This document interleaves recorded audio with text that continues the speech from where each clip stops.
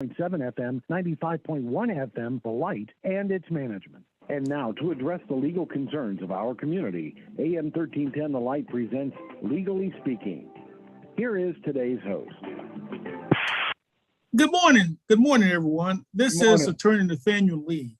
I'd like to take this opportunity to thank each and every one of you for listening to our show each week. I appreciate the comments you give through the internet and the phone calls you make.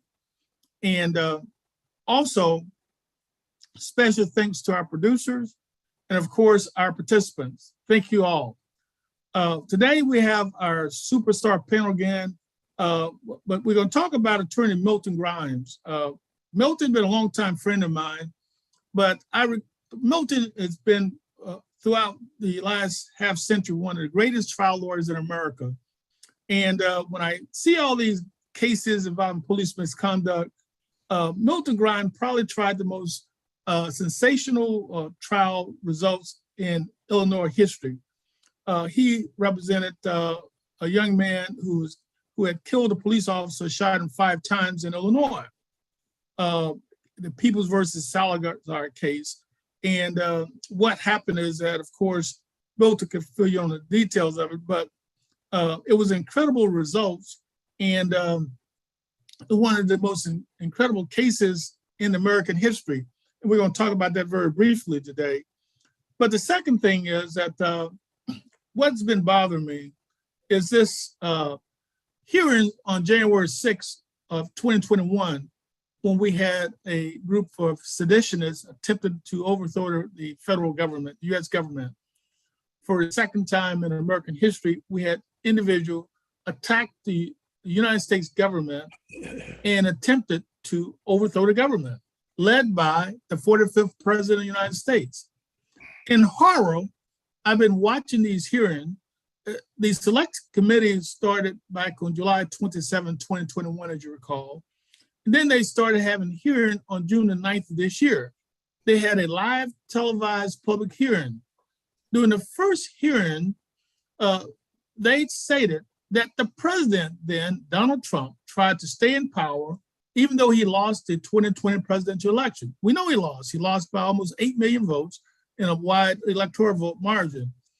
And the vice chair, Congresswoman Cheney, said that hearing would present evidence showing that Trump used a 7-part plan culminated in the January 6th attack on the US Capitol. The committee has been calling live witnesses. Almost all of them are Republicans, and most are Trump lawyers. They testified under oath in fear with threats on their lives.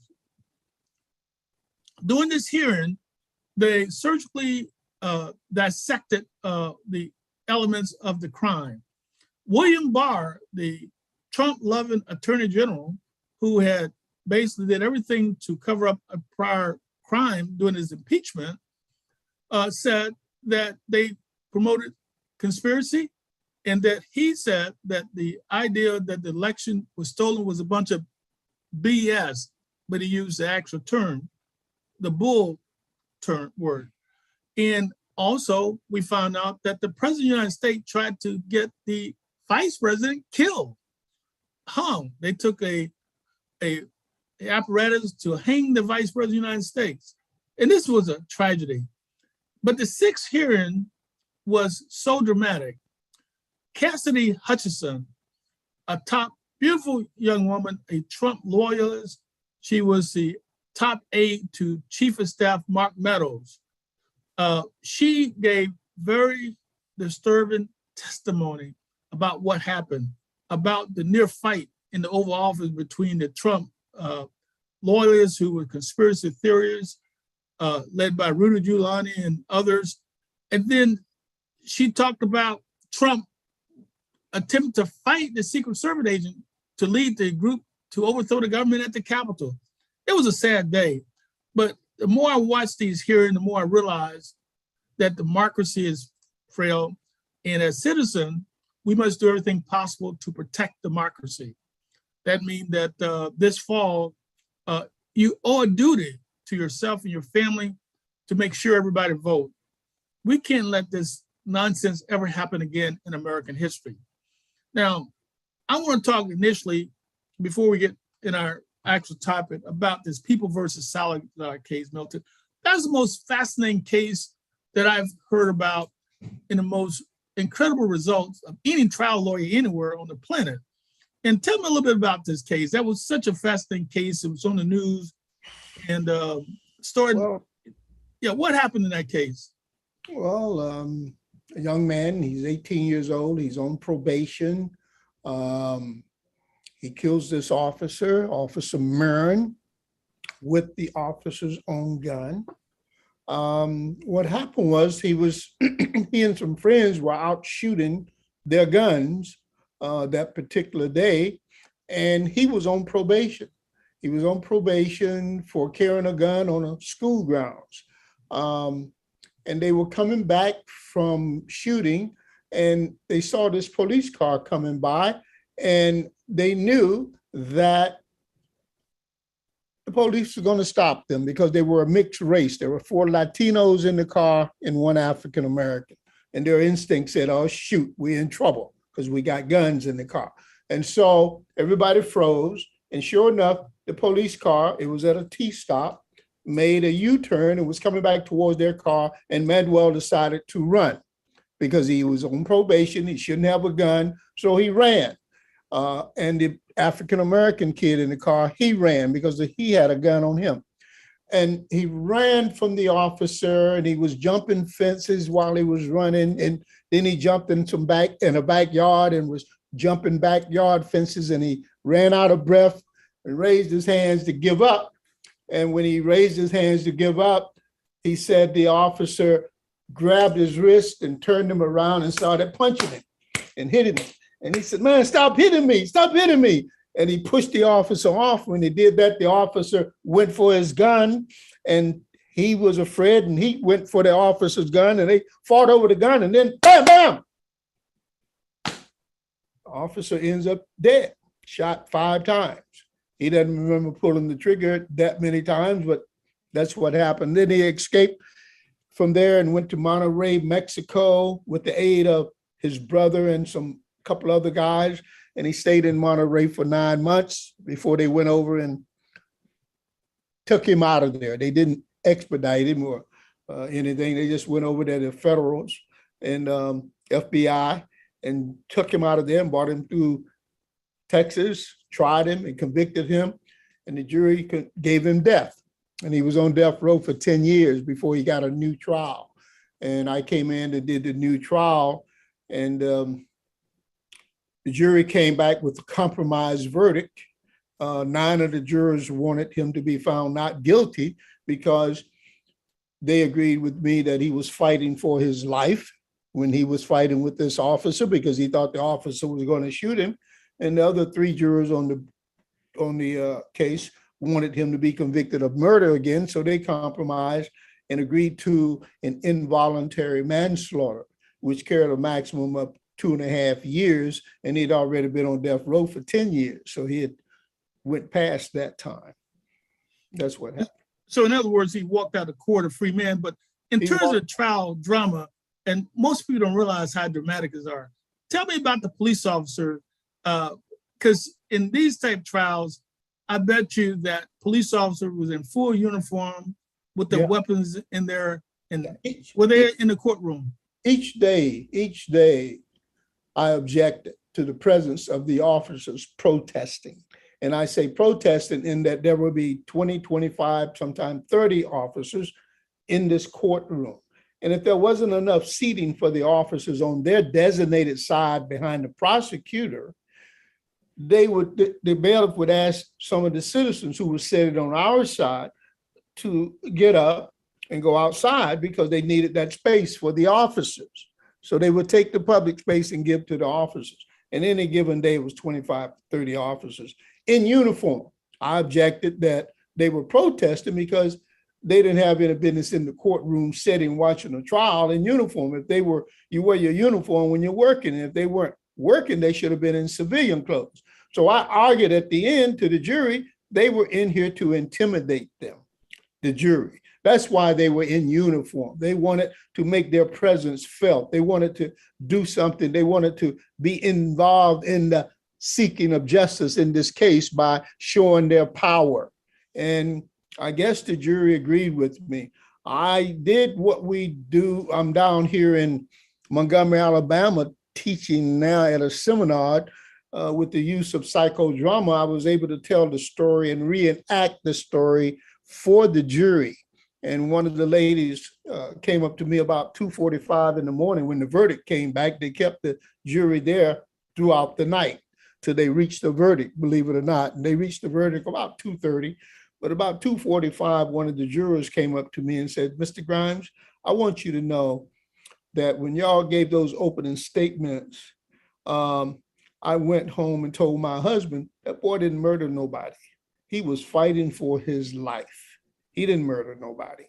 So we were fortunate that we had some intelligent jurors who understood that the man had a right to defend himself against an officer that he thought was going to kill him, even though he had ran. But I can guarantee you that's one of the few times in American history that a minority was basically acquitted of murder for killing a police officer. That may be the only time I've heard about that. And not very many times, Nate, but that happens. You're right. And for our audience to contact Milton for more interesting case history, Milton phone number is 323-295-3023. That's 323-295-3023. Also, for those audience, we are a live call-in show. And our number, we're trying to get a simple one, but it's right now is 463-204-0419. 463-204-0419. Now, having said that, one of the issues that we're dealing with each day we wake up, there's somebody been murdered somewhere in America, but we have some hot cases now involving police officer shooting. I woke up this morning to learn that the young man in Akron, Ohio, the autopsy report came back, no drug use, no alcohol use. He was fleeing police officer for his life. They shot him 49 times in the back. And in essence, he was unarmed. And so now they call him for an investigation. And here's something that's that we know is a truism. The evidence doesn't change. The evidence is the evidence. They shot him multiple times. They shot an unarmed person, another human being. And we had the same thing happen here in Indianapolis with the Tyson case. They shot him about 50 times in the back. And what happened in that case, I thought was a police cover-up. And you see that from time to time.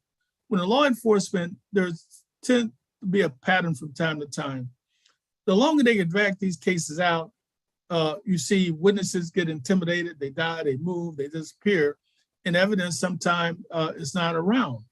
So in these cases, what you have to do, I like the idea that the public is really pushing this matter in Akron, and rightly so, because another human being got murdered and somebody should be held accountable. And even though they're a law enforcement officer, we hear that he's been chased for a seatbelt violation. So if you get injured in a car accident, you get whiplash because you don't wear a seatbelt, or you get shot 49 times or 50 times in the back for not wearing a seatbelt. American tragedy, and what we need to do is make sure that we respect human lives more. Start with people in your neighborhood. Now, may I add something to what you just said, Nate, please, briefly? Yes, sir. Go ahead. I'm down here in Montgomery. We're doing a seminar, but there's a museum down here, the National Memorial for Peace and Justice. And the other museum is the Legacy Museum. The National Memorial for Peace and Justice honor the over 4,000 African-American men and women and children who have been hung up to 1959, from the end of slavery up to 1959, and it depicts stories. Each of these long rectangular shapes indicate a body or bodies in various counties throughout the states where hangings took place, and names of the people that they found. Over 4,000 they found, and they can document, and it's estimated to be many more thousands than that. But it's a real, it gives you a feeling somewhat to walk through that museum. And it really does tell you a lot about history, and it brings it kind of to forward, you know, people getting killed for not saying Mr. when they're talking to a white man, for not addressing an officer with sir. Just some of the trivial things that Black people were killed for and mutilated and abused for. It talks about the lady Miss Turner back in 219 when she didn't tell them where her husband was because she didn't know. They eventually killed her husband anyway because he had slapped a white man for telling him he had to work for him because he bailed him out of jail. And they hung her by her heels and cut her baby out of her. The baby was 9 months, almost deliverable, and shot the baby and stomped the baby to death, and then burned her and the baby. Burnt Miss Turner. It's in the documents. It's in there. You can go on the internet and find that history. It was one of the ugliest killings I've read about.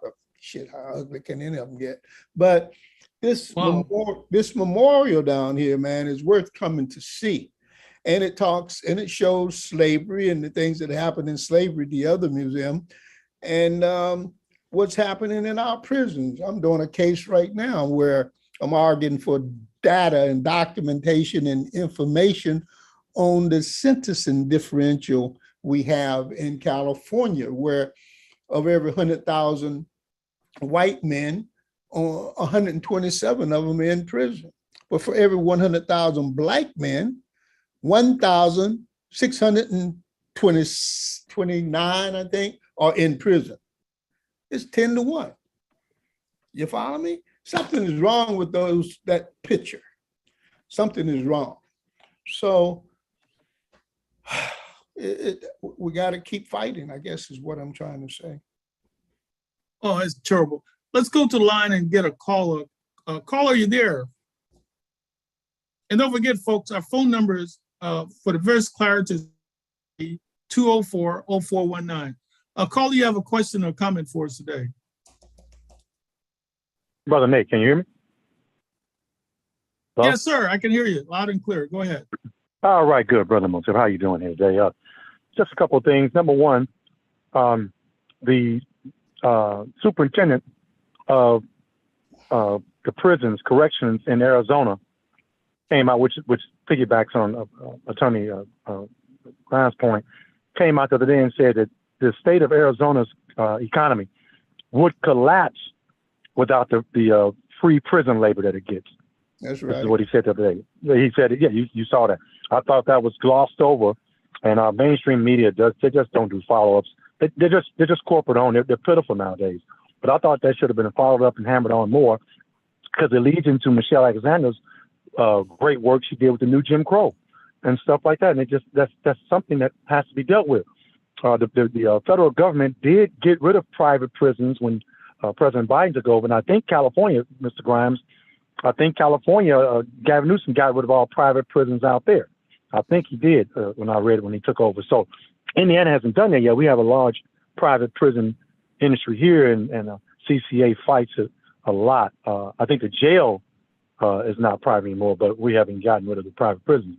And then number two, the Supreme Court decision with the Native Americans and allowing now that the state to be able to come in and either hand out or take over their trials or judiciary proceedings and stuff like that, just basically turn their back on 100-year treaty and thumbing their nose at the Native Americans. What is your opinion on that? And then number three, Mr. Grimes, I know you probably saw that video now, because when the shooting in Uvalde happened, I remember you saying you would hope to think that the police just wouldn't sit in there and let that happen. Now we see they sat in there looking at their phones and glossing around, putting sanitizer on their hands and everything, and didn't do anything. So I like your opinion of that too. Now that we do get to see the video and see that they sat there and just didn't do anything. I was Thanks, hoping. and I'll listen to y'all. Thanks for taking my call.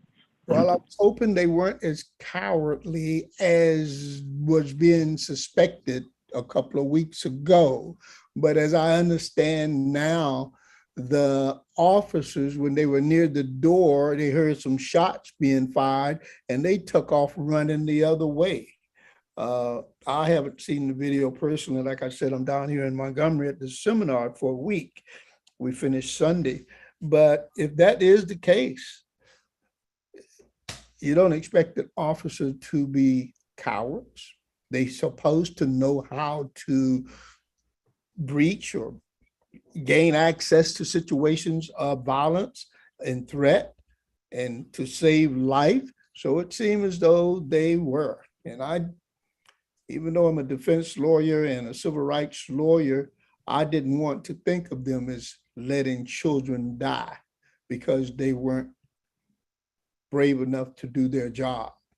That's shameful, and they should be prosecuted. I don't know if they can be prosecuted for not doing their duty, but some kind of consequence should fall upon them. Well, see, that's an interesting legal concept because ordinarily the answer would be no, they can't be prosecuted for not doing their job. There's cases that basically say police officers, if they've been immune, they got immunity, and under the 11th Amendment, they got qualified immunity, a judicially created fiat for officers to commit crimes.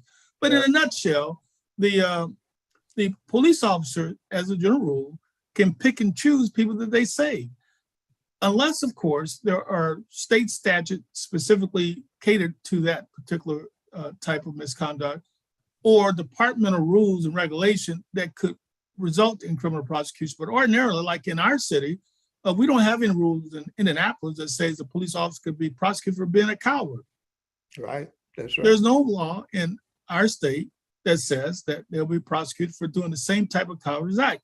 We know that they were a cowardice act because now we see it on video of kids being shot while they stood outside the door. I mean, even if you weren't a police officer, if you were a private citizen, this week we had a Roared Act, a young man up in Anderson. He sees a house on fire. He stops, he goes in, he saves the people inside the home. He gets burned. An act of bravery by an ordinary citizen saved multiple people's lives. And this is a guy is not being paid for it. And so we see citizens doing these acts all the time. The difference, of course, policemen, firemen, they're paid and trained professionals their job is to do what? Is protect and save lives. And so when we see a radical departure of that occurring, then that's not the way it should work. And those officers, all of them that was there, they should all be terminated. They're unfit to serve and wear the badge, in my opinion. The ones that I saw in the video, I was so upset watching that and thinking, these guys are a bunch of cowards. You know, that was my opinion. And I don't understand how they could justify that, because you hear people calling, they're screaming, people been shot, and they do nothing. And by the way, it was just one gunman. He had a weapon of mass destruction, but it's just one. They had the protective shield, they had vests, they had helmets, they had the apparatus that prevent bullets from penetrating through. And I'm thinking, somebody got to take this guy out a lot sooner, but that's my opinion. But my back to this issue in Alabama, though, Milton, my concern, though, is that when you say they had about 4,000, there was a lot more Blacks that were hung during the civil rights era that was murdered. Oh, yeah. You know, some historians. It stops at, I'm sorry, Dick, go ahead. There are some historians that said there was over 100,000 slaves that were massacred and murdered and tortured. And depending on who you talk to, because right now, what we have in America is that we're trying to, quote, whitewash American history. Mm-hmm. We came up with this concept of critical race theory. And, American history is fascinating, but in our history, slavery existed. In our history, torture of Blacks existed, slave, hanging, mutilation. that all happened. And I don't understand why they're so insulted about it at this point in time, because those are things that happened. It was part of American history. Yep. Because in America, we were not a country that was, the Americans was originally the country of Native American Indians. Mm-hmm. They were the inhabitants of this country. And in order to secure this country, we first had to take out the Indians. So we end up, as part of that process, we killed men, women, children. And that's just part of American history. Oh. Or if they're going to whitewash that part of history also? Agreed. Nate, the 4,000 doesn't represent the exact count. That's the count that they allegedly could record with people names and incidents and information. They admit that there's some of those backwood hangings and some hangings, period, that they have no documentation of. They have no one that could record the oral history of it. So it's an admission to that. Now, I don't know how many there were, but the ones that they document is awful enough. Very awful. Yeah, I remember when we were growing up, we didn't have a lot of teaching specific about slave trade. The one thing I recall about reading somewhere in a book, that there was over 1 million Africans that were killed as part of the slave trade, whether it was in transit. Remember, they were chained inside a boat. Some died from malnutrition and things like that. And they said it was over 1 million. Some died in transit, some died after arrival, some died by lynching. But it was a terrible ordeal. Million, not one. Yeah, so it was a terrible thing. Then one of the things too that was fascinating, Milton, speaking of history, I've been to the African American Museum in DC. Is a place that I think that is free. And when you're ever in DC, I encourage each and every one of you to pay a visit to this. It's my plan. Yeah, and I've been there multiple times. And Milton, I tell you, go straight to the bottom of the museum, and they talk about the slave trade on the bottom of the museum. And I went through there. You see the apparatus where they imprisoned the slaves. And then one of the most fascinating stories I saw that really told me a lot about my lineage and my America and my history of my family is that one of the biggest causes of the slave death was diabetes. Mm. Because when they came to America, sugarcane and the sugar product killed thousands of these slaves. And now we have remnants from generation to generation. My generation, that's one of the things that comes into play. And it all started back then. And so when you look at even today, access to good health become a contributing factor in many neighborhoods. But right now, Milton, we now are in a cycle whereby we have these fentanyl that's wiping out large segment of our community. In Indianapolis, I was told that 40% of the death recently in our city has been caused by fentanyl. They mix those drugs, and I hope that the people listening to us, please don't take those pills, please.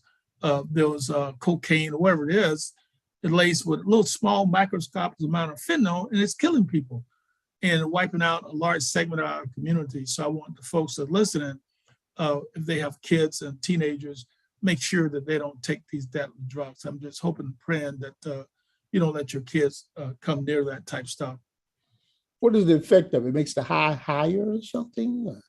More potent? I don't know, but when you do surgical procedures, there's 3 medication when they put people to sleep to do surgery. But one is fentanyl, the second one is Versed, and Versed erases your memory, so you wake up doing the surgical procedure, you don't know it because, it's a memory. And then the third one I can't remember, but fentanyl is part of the medication, the cocktail mix of medication that's used solely in surgery by a trained anesthesiologist, because these chemicals, they can put you to sleep, they can kill you, and they can bring you back alive. And so it's just the most incredible thing in terms of what the medication could do when used correctly. And I've not studied why the fentanyl is killing so many people. It's just the fact that it's such a horrible thing that's occurring now from time to time. I wish I'm going to have somebody on the show. We're going to have to talk about this. Maybe I have the coroner, because it's a public health alert that we need to deal with in our community. So it's not just police misconduct that's killing us. We're killing ourselves with these drugs, Milton. So I think there's something we need to throw out there. And Milton, now, the thing that bothered me, though, is that back to these issues of these police shooters, we've been dealing with this issue for a while now, and we had different perspectives as to how we should react when stopped. And then every solution that we come up with has kind of had some big holes in it. We had a police expert says that you should tell them, announce you have a gun and ask what you want to do. And then you had the situation of your own clients there in LA. Tell us about that, the young black man that got pulled over there in your city. Well, which one? We've talked about. The one where they came into town, they had a gun in the car. And, yeah. A young man that graduated from Southern University recently came to town, and he had his mother-in-law's car that he drives whenever he's in town to visit that family. Stopped to get some gas station near Slauson and Crenshaw, a popular area for Black folks in LA. I live about several blocks from that area myself. And it's a Mercedes, a 3-year-old Mercedes. And he and his 2 cousins are riding in it. And when they pulling out at the gas station after stopping to get some gas, the police pulled them over, turn their lights on, and he pulls over. And then they approach his car and they asked him his name, et cetera, and asked for his ID. And he says, "Officer, I have a gun in the car, in the glove compartment." The officer said, "Don't move." They make them all hold, freeze, backs off, calls for backup. And this young man said about 10 to 12 police cars come and they surround his car. Helicopter comes in overhead, and then they take one at a time out of the car. They take him out of the car, make him back up, lay down prone on the ground, handcuff him. And he said, "I have a license for that gun. I'm licensed to have that gun. It's registered to my name. My residence is in Louisiana." They take his gun, and they give him a citation for carrying a weapon inside of the automobile. And that's what happened. But my concern is that with the putting forth the law as stated so superbly and eloquently by Clarence Thomas, that everybody has a right to bear arms, that police are going to be more skittish than they have been. And they already are skittish enough that every Black man has a gun. And I don't know how they are going to handle now the stopping of a vehicle when there's an African-American male driving.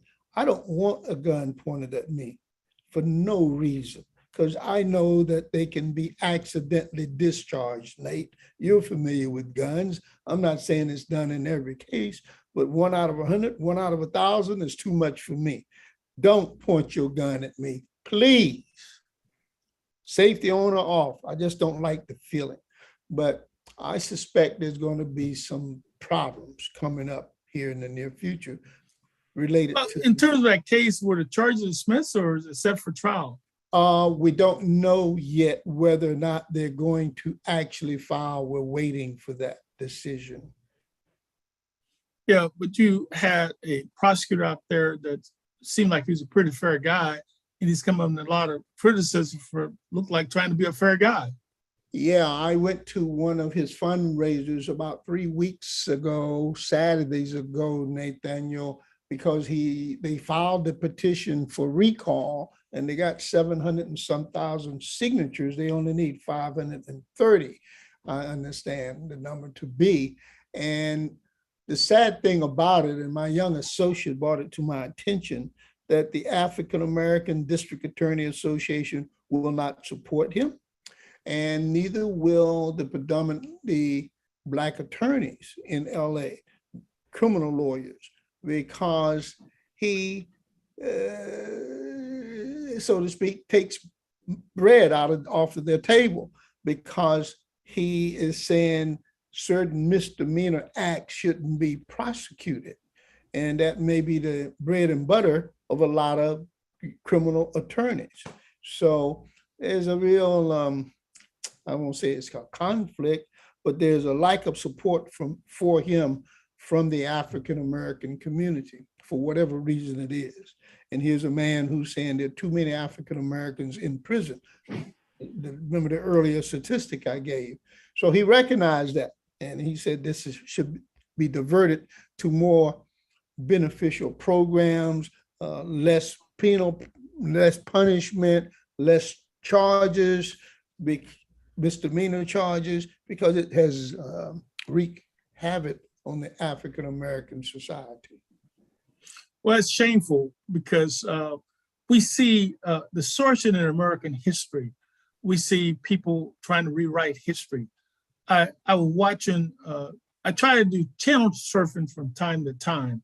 And when I channel surf, I try to see how each of these stories are spent or expended on the various networks. I was watching this horrific scene of the January 6th hearing in which the young lady Hutchinson just basically gave a story that was so incredible, unhinged president, a person that should be in prison by now.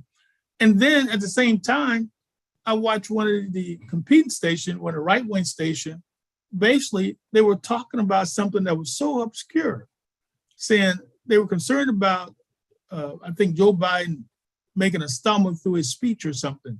So never mind the fact that we had someone out to murder the vice president of the United States. Murder. Control of the steering wheel, huh?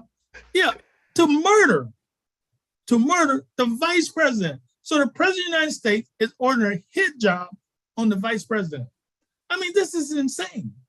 I mean, I don't know where people are coming from, but we've lost our moral compass when we don't understand how outrageous that is. In American history, we've never had anyone ever do anything so bizarre. It's outside the bound of even crazy stuff. Publicly ordered an assassination on the vice president in front of everybody's eyes. I mean, this is crazy. We've had races and you're right, crazy George Wallace and other guys back during the civil rights movement, the baby's days of the civil rights movement. And not even they standing in front of schools with axes and handles of shovels and axes and stuff. Not even they went this far as 44, 45. Yeah, and so the latest prognostication is that he was guaranteed he's going to run. But you know what concerned me, Milton, is something that I watch in New York, and this is something that we need to tell the district attorney there. Financial crimes are prosecuted all over America. I had a client that got 48 months in prison for doing a single act of a financial crime, just one, on one real estate. He did not give accurate financial information on his earning capacity on one real estate, for which he got 48 months. Jeez. We got the former president of the United States that did it on every real estate transaction.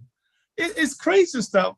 So millions of dollars fraudulently stated in his applications for property. Now, by the way, the client of ours who got prosecuted for that, he paid the debt back. It was a mortgage on his home for which he was paying. The lie was that he gave a prior year tax return versus the most recent year.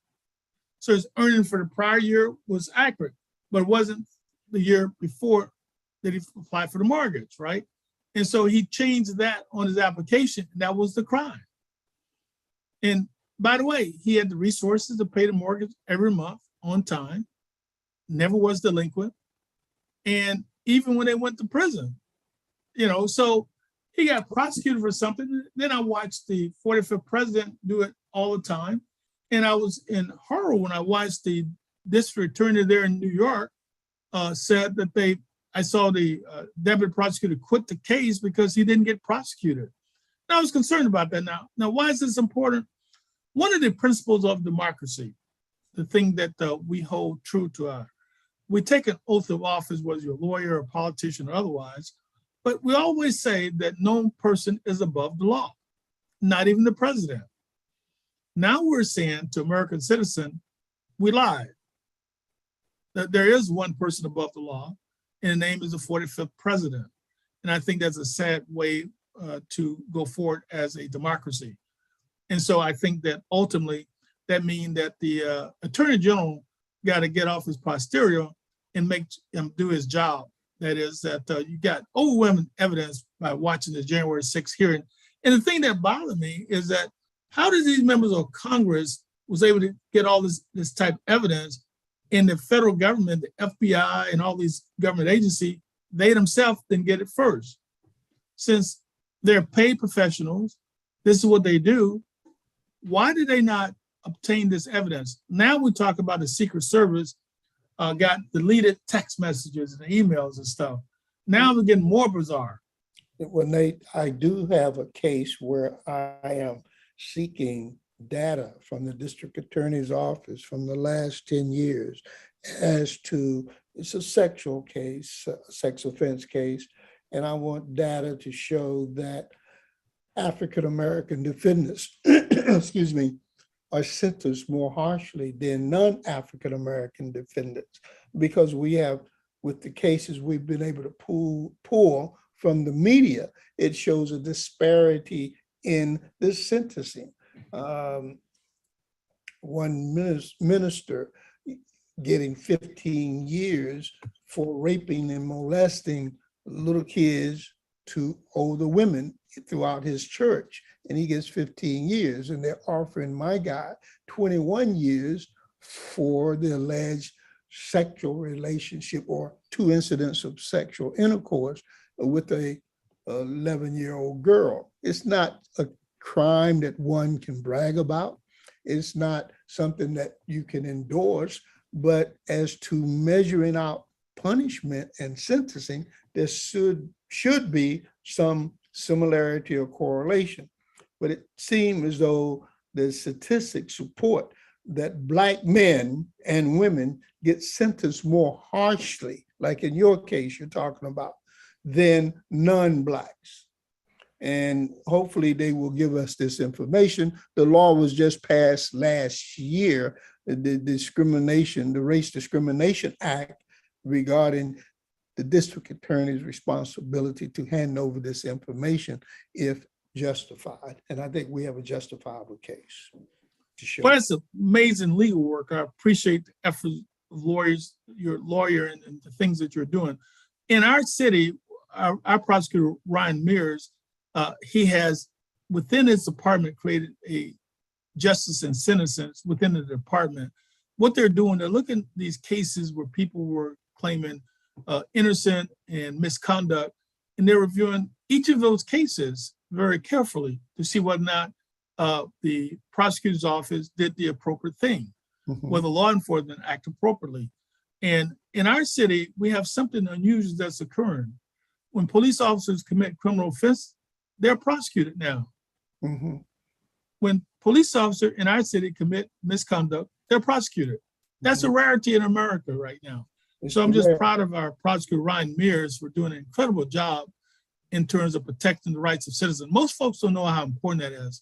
Milton, when I started this process back in 1987, I was vice president of the local NAACP. And I had a dual role. I became chairman of the Marion County Bar Association. And I had a white client who was charged with a crime. And I didn't have a lot of criminal cases. I had a few, but he was charged with a crime, and they had to do a police lineup, right? When they did the lineup, they had to use the sheriff deputies in the lineup with the t-shirt on and the brown pants. So I got one white guy, with a certain thing. And then I got the four other people in the lineup with their police uniform bottoms on, right? And so it was like a joke to me. So I moved to suppress the evidence based on the fact that you can't have a lineup whereby you have one person look like they're guilty and then four law enforcement people. And their defense was, we don't have white males in the jail that fits his profile, and therefore we have to use our staff. I said, what? And then I said, well, how many whites you got in the jail? White males. They had very few. Yeah. The Marion County Jail back then had 1,200 inmates, 1,148 were black males. Black males were 9% of the population, but were 95% of people in jail, right? And I said, okay, we got to fix that. So we started a process, and I started working on that with the NAACP, with the lawyers, with the prosecutors.